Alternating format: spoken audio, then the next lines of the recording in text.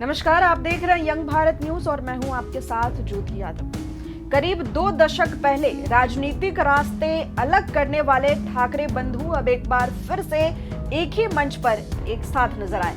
राज ठाकरे और उद्धव ठाकरे 5 जुलाई को मराठी अस्मिता के मुद्दे पर एक साथ मंच पर दिखाई दिए। शिवसेना यूबीटी और महाराष्ट्र नवनिर्माण सेना एमएनएस की संयुक्त रैली के दौरान उद्धव ठाकरे और राज ठाकरे सबसे पहले मंच पर एक दूसरे के गले मिले।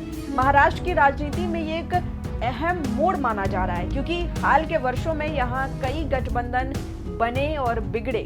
ऐसे में ठाकरे भाइयों की ये संभावित नजदीकी एक नए राजनीतिक समीकरण की आहट मानी जा रही है, जिस पर पूरे राज्य की निगाहें टिकी हुई है। मराठी भाषा को लेकर जारी विवाद पर बोलते हुए मनसे प्रमुख राज ठाकरे ने कहा कि यूपी, राजस्थान, बिहार ने तीसरी भाषा के रूप में क्या चुना है, किस भाषा को चुना है। वे हिंदी भाषी राज्य हैं, लेकिन वे पिछड़े हैं। जो राज्य हिंदी नहीं बोलते वे आगे बढ़ रहे हैं। मैं सभी भाषाओं का सम्मान करता हूं, चाहे वे मराठी हो, हिंदी हो या कोई और भाषा हो। मराठा साम्राज्य दिल्ली तक फैला हुआ है, लेकिन हमने उन राज्यों में मराठी अनिवार्य नहीं किया।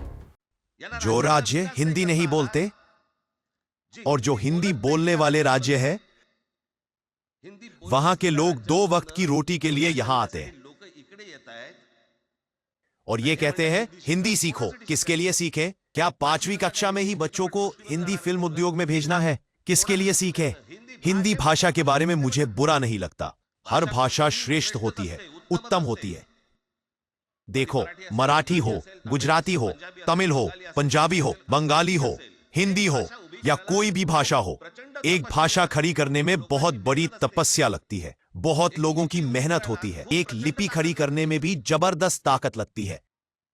ऐसी भाषाएं आसानी से नहीं बनती और उस भाषा का मूल्य नई पीढ़ियों में बना रहे। जिसे अंग्रेजी आती है वो आगे कहेगा कि मुझे शर्म आती है। अरे तुम्हें नहीं आती क्या? इस पूरे हिंदुस्तान पर 125 साल, 125 साल मराठों ने राज किया।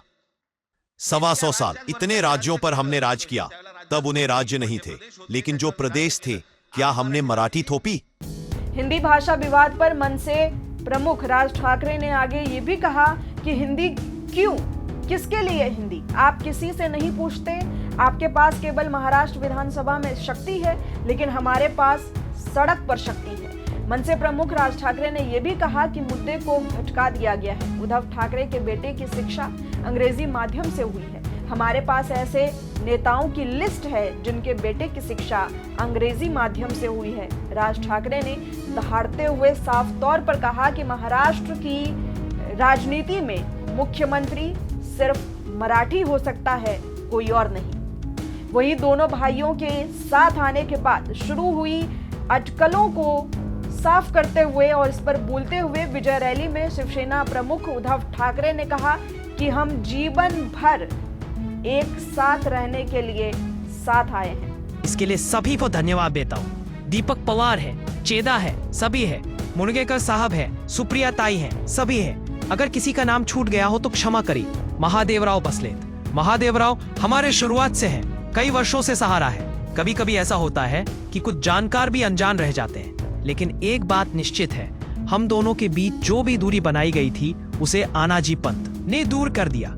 अब हमें किसी से प्रश्न पूछने की जरूरत नहीं या शंका करने की जरूरत नहीं। हम एक साथ आए हैं और एक साथ रहने के लिए ही आए हैं। करीब 20 साल बाद ठाकरे बंधुओं का एक मंच पर आना सिर्फ भावनात्मक पल नहीं था, बल्कि महाराष्ट्र की राजनीति में संभावित बदलाव का भी संकेत है। मराठी अस्मिता के नाम पर शुरू हुई ये एकता क्या भविष्य में किसी बड़े राजनीतिक गठबंधन का आधार बनेगी, ये तो वक्त बताएगा। लेकिन इतना तय है कि उद्धव और राज ठाकरे की ये नजदीकी आने वाले चुनाव में एक नया सियासी समीकरण खड़ा कर सकती है और सभी की निगाहें इसी पर टिकी हुई है कि क्या ये एकता सिर्फ मंच तक सीमित रहती है या आगे बढ़कर सत्ता के समीकरण बदल देती है। फिलहाल आवाज मराठी की है और राजनीति उसी की होगी जो इसे समझेगा।